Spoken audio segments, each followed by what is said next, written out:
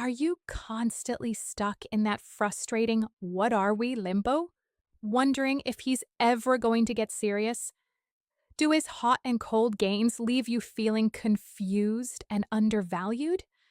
If you're tired of wasting your time and heart on someone who just won't commit, then stop scrolling. This video is for you. Today, we're exposing the undeniable signs of a commitment phobe and empowering you to finally get the clarity and commitment you deserve. Hey everyone, and welcome back to Relationship and Hookup Compass, your go-to guide for navigating the often baffling world of modern relationships. I'm your host, Chloe, and today we're tackling a topic that has probably kept many of you up at night, wondering, stressing, and endlessly analyzing. Is he serious? Or more pointedly, is he a commitment phobe? If you've ever found yourself in a relationship limbo, feeling like you're constantly waiting for a clear sign, wondering where you stand, or just plain confused about a guy's intentions, then this episode is for you. We're going to dissect the telltale signs of a commitment phobe, empower you to recognize when someone isn't truly ready for a serious, long-term relationship, and ultimately help you save your precious time, energy, and most importantly, your heart. Because let's be real, you deserve clarity, respect, and a partner who's genuinely invested. So grab a cuppa, get comfy, and let's dive deep into understanding commitment phobia and how to protect yourself from unnecessary heartache. First off, let's define what we mean by commitment phobia. It's not just someone who's a bit hesitant or taking things slow. We're talking about a deeper-seated pattern of avoiding long-term emotional entanglement and responsibility in relationships. It's often driven by fear of intimacy, fear of losing freedom, fear of making the wrong choice, or even fear of failure. And it can manifest in countless ways, often leaving their partners feeling frustrated, confused, and undervalued. All right. Let's get into the nitty-gritty. What are the specific signs of a commitment phobe? These aren't always glaring red flags right from the start. Sometimes they're subtle, creeping in over time. But once you know what to look for, they become much clearer. 1. The master of ambiguity, vague future talk. This is a big one. When you try to talk about the future, even casually, they become incredibly vague. They might say things like, "Let's see where things go," or "I'm just focused on the present right now." They avoid making any concrete plans beyond the immediate future. No talk of holidays next year, moving in together, or even defining the relationship. If you bring up future plans, they might change the subject, get uncomfortable, or give non-committal answers. This lack of future planning is a significant red flag. 2. Hot and cold behavior. The push-pull dynamic. 1 minute, they're showering you with affection, making you feel like the only person in the world. The next, they're distant, unresponsive, or pulling away. This hot and cold behavior is classic commitment phobe. They pull you in just enough to keep you interested, but then push you away when things start to get too close or serious. This creates a constant feeling of insecurity and keeps you on edge, always chasing their approval or attention. This inconsistent behavior in relationships is a major warning sign. 3. Avoiding labels. What are we? Is a loaded question. A dreaded "what are we" conversation. For a commitment phobe, this question is like kryptonite. They will go to great lengths to avoid defining the relationship. They might argue that labels don't matter, or that putting a label on it will ruin what you have. While it's true that not every relationship needs an immediate label, a consistent refusal to acknowledge the nature of your relationship after a significant period of time is a clear sign they're not looking for something serious. You deserve relationship clarity. 4. Prioritizing freedom above all else. The fear of being tied down. Commitment phobes often value their independence and freedom above all else. This isn't inherently bad, but for them, it's taken to an extreme. They might consistently choose solo activities over spending time with you, or express anxiety about anything that might impinge on their personal space or time. The idea of losing their freedom by being in a committed relationship is a significant source of their fear. A history of short-term relationships or situationships. Look at their past. Do they have a pattern of short-term relationships or a string of undefined situationships? If they've never had a long-term committed partnership, or if all their past relationships ended abruptly when things got serious, that's a huge clue. History often repeats itself, especially when underlying fears aren't addressed. Ask about their past relationships and listen carefully to their answers. 6. The perfect partner does not exist. Constant nitpicking. They might constantly find flaws in you or other partners. No one is ever quite right. This isn't about healthy boundaries or having preferences. It's about subconsciously creating reasons to avoid true intimacy. By always finding something wrong, they create an excuse not to fully commit. This perfectionism in relationships can be a subtle form of avoidance. 7. Emotional unavailability. Surface level connections only. Are they truly opening up to you? Do they share their deepest fears, dreams, and vulnerabilities? Or do conversations tend to stay on the surface? Commitment-phobes often struggle with emotional intimacy. They might be great at lighthearted banter or even deep intellectual conversations, but when it comes to sharing their true selves and allowing themselves to be vulnerable, they shut down. This emotional distance makes a truly deep connection impossible. 8. Excuses. Excuses. Why now isn't the right time? There's always an excuse why now isn't the right time for a serious relationship. It could be their job, their financial situation, a family issue, or they're just not in the right place. While these can be legitimate concerns, a commitment phobe will use them as a perpetual shield to avoid any real progression in the relationship. The right time never comes. This is a common avoidance strategy in dating. They run when things get tough, avoiding conflict and deep conversations. Relationships involve challenges and disagreements. A healthy partner will engage in conflict resolution and work through issues.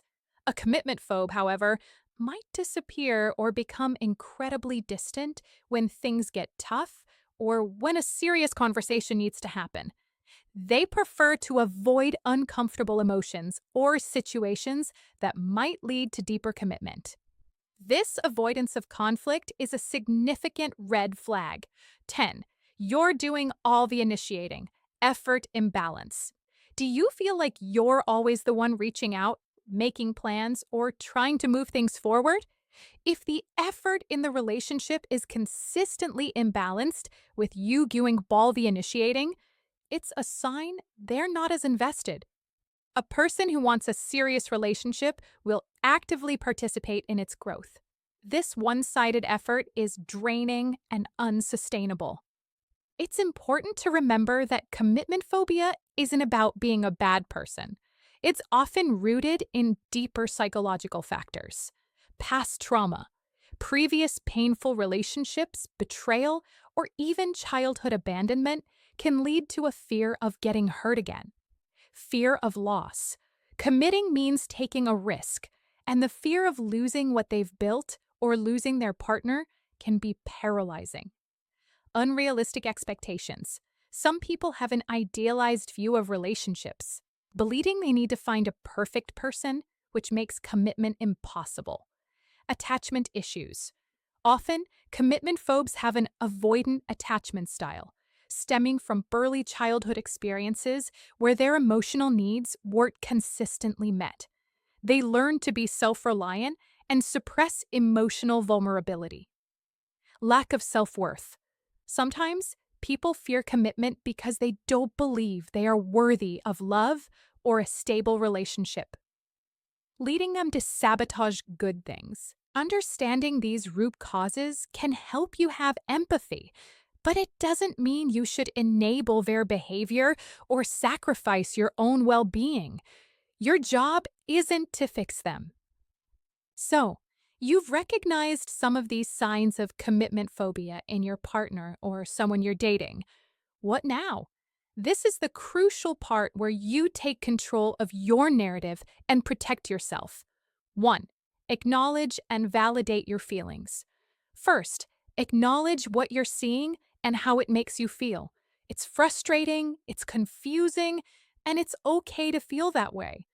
Don't minimize your own experience or make excuses for their behavior. Your feelings are valid. 2. Communicate clearly and directly. If you haven't already, have an honest, direct conversation. Don't accuse, but state your needs and observations clearly. I'm looking for a committed, long-term relationship, and I'm feeling uncertain about where we stand. What are your intentions? Their reaction to this conversation will tell you everything you need to know. Do they get defensive? Do they still avoid the question? Or do they finally give you a clear answer? This is a critical step for relationship clarity. Observe their actions, not just their words. Words are cheap.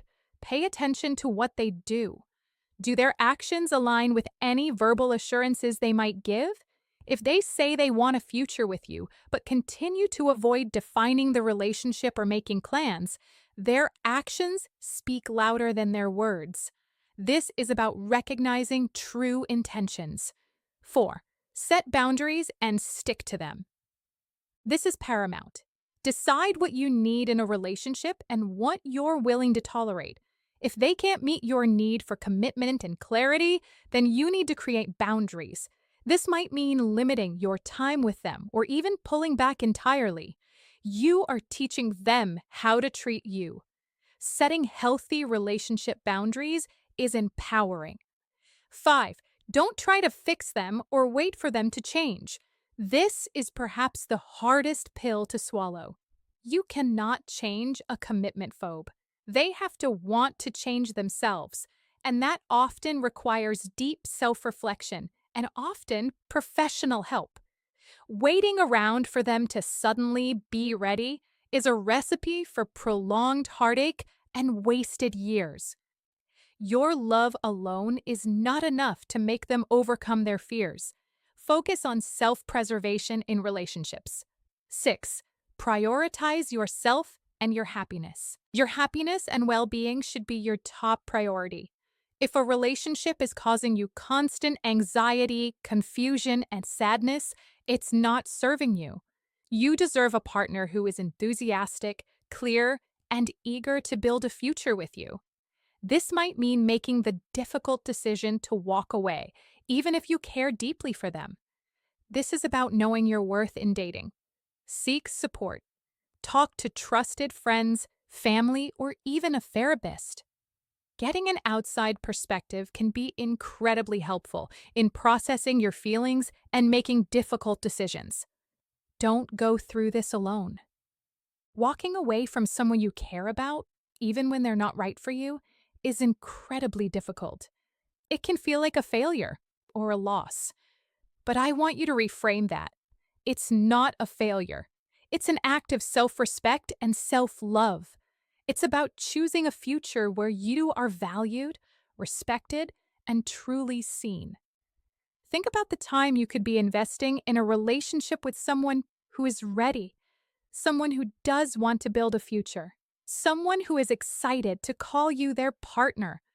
By holding on to someone who isn't serious, you're closing yourself off to that possibility. You are worthy of a healthy, committed, and loving relationship. Don't settle for crumbs of affection, vague promises, or a perpetual state of limbo. Recognize the signs of a commitment phobe. Trust your gut and have the courage to make decisions that truly serve your highest good. So, to briefly recap everything we've covered today on Relationship and Hookup Compass, we talked about understanding commitment phobia as a deep-seated fear of long-term intimacy and responsibility.